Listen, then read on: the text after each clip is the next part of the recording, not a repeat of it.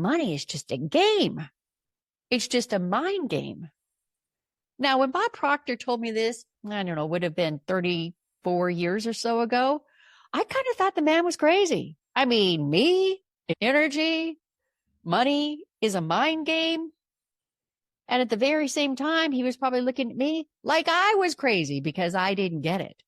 In fact, years later, after he helped me correct my trajectory, he would get up on stage and he would talk about it. He would say, I met Diane when she was working at a real estate company, working endless hours in writing and marketing. And she was at the ceiling of that department, making $28,000 a year. And then he would step back and he would look around at all of the crowd and he would say, $28,000 a year. He would be so aghast. And he said, I would look at her and think, how in the world did she let the world convince her that she was so small?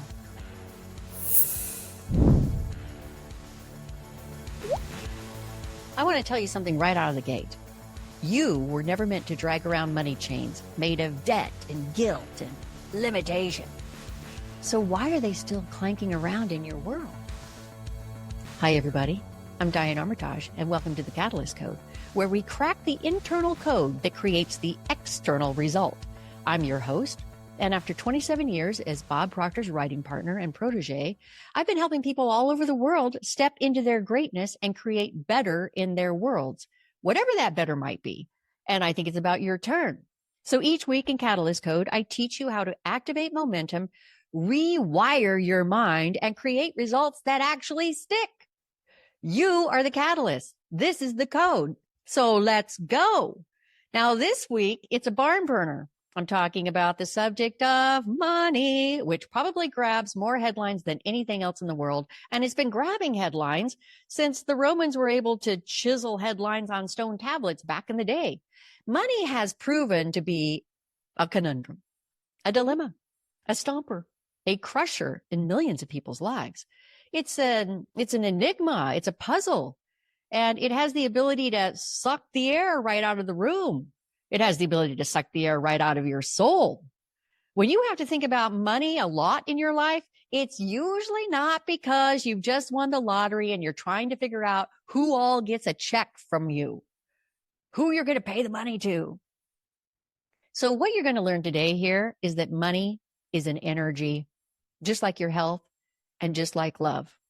Now, I know it sounds crazy already, but stick with me here. If you have a perfectly healthy body and you're feeling great, you don't really even think about it, right? You just exist in that state, right? But if you break a toe or if you wake up with a migraine or you hear an unpleasant diagnosis about your body, everything in your awareness shifts to that pinpoint awareness. When you're in a strong, positive relationship with a partner, it may even be a relationship for years. You may come from a place of gratitude and peace and tranquility. I hope you do, but you're probably not even aware of those feelings because you're just in the state.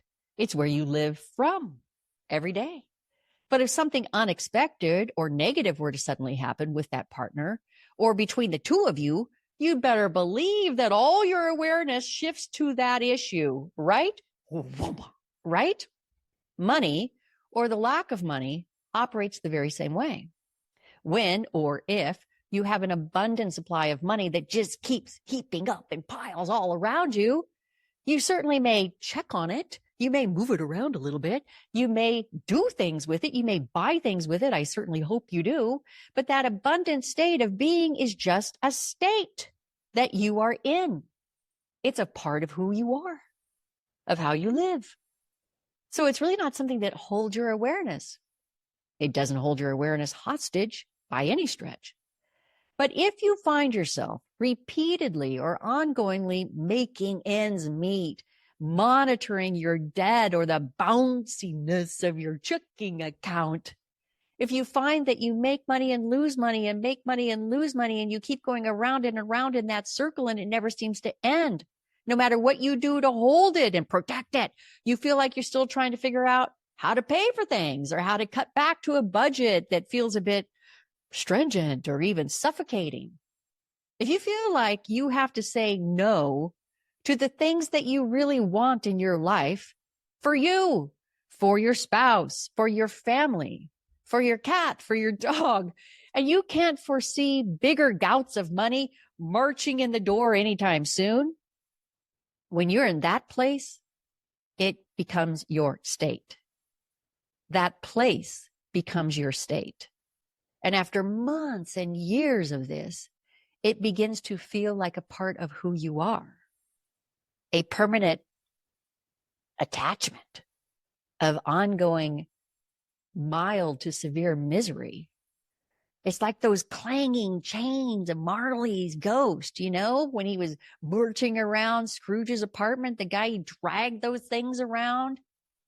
But money isn't a clanging chain. It is an energy, and it is merely an exchange of energy. It's definitely not any part of who you are, your actual makeup. It's simply an energetic force working with or against you. Working with or against you, the other energetic but much more powerful force. But that working against you bit, it is not money's fault. It's just energy responding to like energy. You got that? You following me here?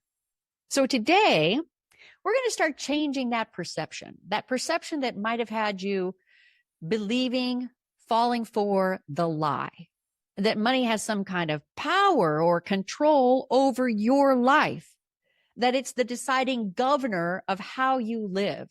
Now, wherever you fall on the money Richter scale today, you can go higher, absolutely higher. In fact, you have every ability to sail right off the money Richter scale because you're going to come to understand that you have all the power, and money is just a game. It's just a mind game.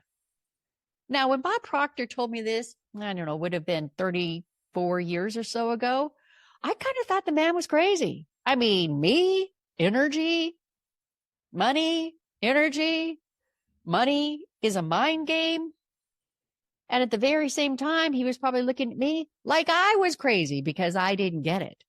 In fact, years later, after he helped me correct my trajectory, he would get up on stage and he would talk about it.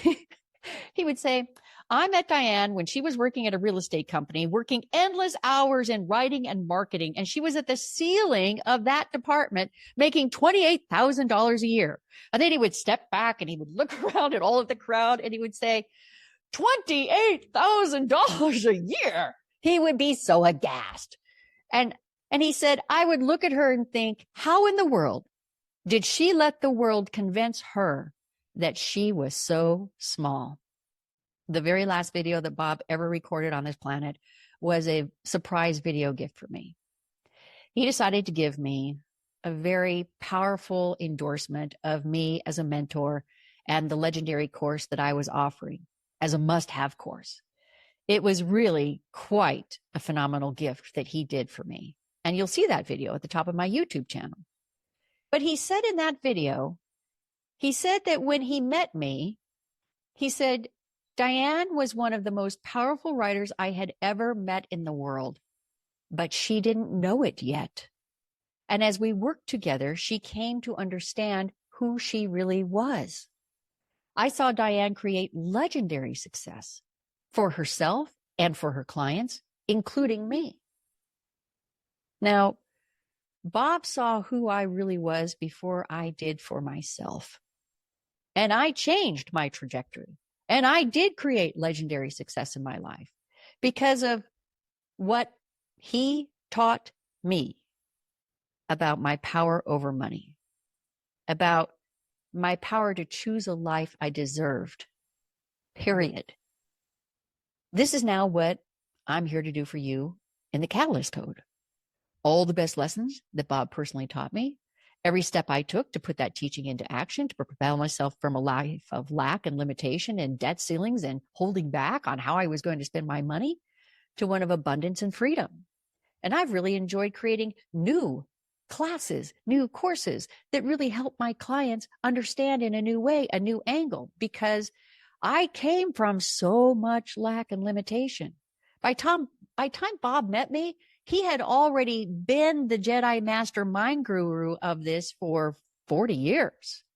And so when you're in that state for so long, you almost forget what it was like to not be in that state. And so that's why I love creating all of this for you, so that you understand, I know I was close to this. I came from it. I changed the trajectory. So can you. Because, I got to tell you, when you don't have to think about where the money is going to come from anymore, you have definitely regained your freedom. And I say regain for a reason. Because let me tell you, you landed on this planet with a purpose to change the world. You did not land on this planet to suffer and struggle and go without. But then the world got a hold of you and it began telling you how it really is. This is how it really is. This is how money really is. You forgot who you really were. But now it's time to regain that presence and knowledge of who you really are, just like Bob said in that video. And today I'm going to share with you a couple of the biggest lessons he taught me, the biggest lessons that worked personally for me around money. Now, first of all, Bob was always recommending books to me. And he and I would take time in the mornings and we would read together. And what a gift that was, right? To be able to read with Bob Proctor. And I'd be like, I do not understand a single word on this page. And he would very calmly go through and explain it all to me. I mean, what an extraordinary gift. And he gave me many, many, many reading assignments as well. And one of those authors, Robert Russell, he wrote a great book on prosperity. And then he wrote a follow-up workbook called Putting Prosperity to Work. I have both of those on my website if you want to go see those books and get those books in your world. They're amazing. Now, one of the quotes that I memorized from the workbook, Robert Russell said, prosperity is a state of consciousness. And anyone who has this consciousness will demonstrate prosperity no matter where he or she is. It is not the job or the business or the geography that makes a person prosperous, but what he or she brings to it. Did you get that part? It is not the job or the business or the geography that makes a person prosperous, but what he or she brings to it. Energy moving to the energy. Energy shifting the energy in whatever direction it wants to take. And he went on to say, this whole matter then turns on one's consciousness. This whole matter turns on your consciousness. Where's your consciousness about money? Now, at this point in your life, your consciousness is so ingrained that it's not even conscious anymore. It's entirely unconscious. But just because you can't see it doesn't mean it's not there. Unfailingly planting all the seeds, fertilizing that growing tangle of weedy thoughts, and harvesting the negativity and the lack. Your money successes or money failures have nothing more than a belief that has been ingrained. Remember, a belief is just a thought that you keep thinking. A belief is just a thought that you keep thinking and thinking.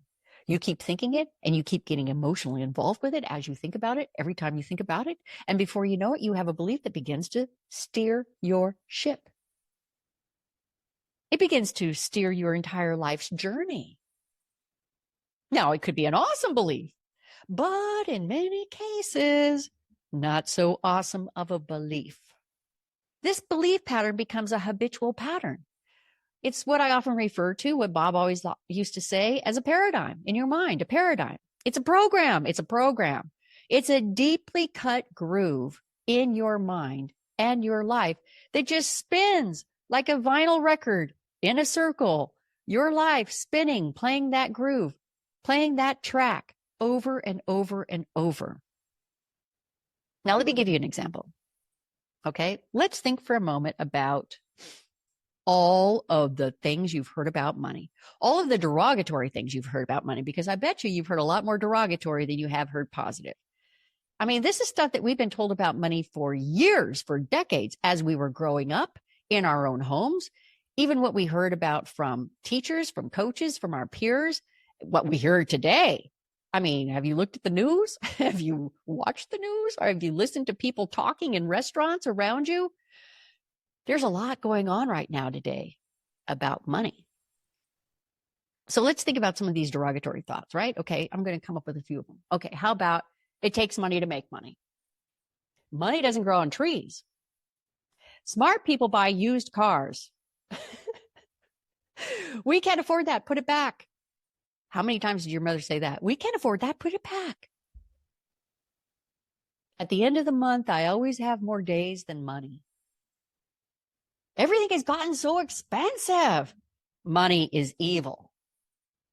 How about you've got to work hard if you want to make more money? You can't have love and have money at the same time. Just remember, you weren't born with a silver spoon in your mouth. You can't always get what you want.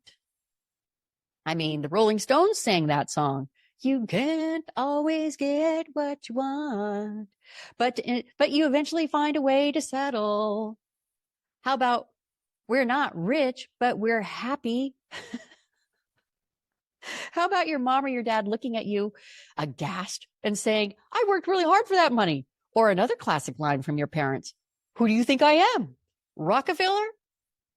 How about the billionaires are getting all the money? Or last time I checked, I wasn't born a trust fund baby. I mean, think about all of that. Isn't that amazing? So see, in our everyday lives, we may not consciously ever recognize these belief patterns lurking in the background in our unconscious state. And you may say, well, that's ridiculous. I think for myself, Diane. I got past that old programming from my family and where I grew up and how I grew up years ago. Really? Really? Okay. So, say you go shopping and you find this really great sweater and you take it off the rack and you're admiring it and you're loving it and you're thinking of having this in your life. And then what do you do next? You start rooting around for the price tag, right? I mean, you're certainly not looking for how to launder the garment. So you find the price tag and you stare at it, and then you very quietly put the sweater back on the rack. Why? Because you put things back that you can't afford. After all, money doesn't grow on trees, right? It is a groove in your mind, grooved like a record track. But if you have the power to change what's playing, when you understand that you have the power to change what's playing, you can pick up that needle and move it to a track of your choosing. I mean, I want you to look at this list of ridiculousness, the money tapes that you have in your own head. And I want you to repeat after me. None of this belongs to who I am. None of this ridiculousness belongs to who I really am. Man, there is so much to unpack here. How we actually shift our money energy. And I'm here to walk you through all of it. In fact, what you're hearing today is going to have to be part 1. Next week, in part 2, I'll take you even deeper. Vampire thoughts, money mojo, and the wild ways that Bob Proctor rewired my entire financial reality. Well, he actually didn't rewire my entire financial reality. I did that, but it sure came from a lot of great tips and recommendations and rather strong commands from Bob. Because when Bob Proctor personally taught me to change my money pattern thinking, he was super creative. He was funny about it. He had me do the craziest things sometimes because he knew that the first thing I had to do was shake off the serious drama energy of money that I had been lugging around with me since my childhood. Because let's face it, you probably have tried every other stoic thing to change your financial position. And while some of it may be working very well for you, it may not be very much fun. I mean, a lot of people teach about money from a stern point of view, like economics and downturns and recession proofing. And do you have enough money to retire? And option trading, which, as it turns out, really is not very optional at all. I mean, studies prove that when you walk into a bank, your entire energy changes. People's entire energy changes from their facial expressions to the way they walk because they've been trained to believe that money is very serious business. It is a solemn business. It has power, and it has us by the short hairs. The church of money.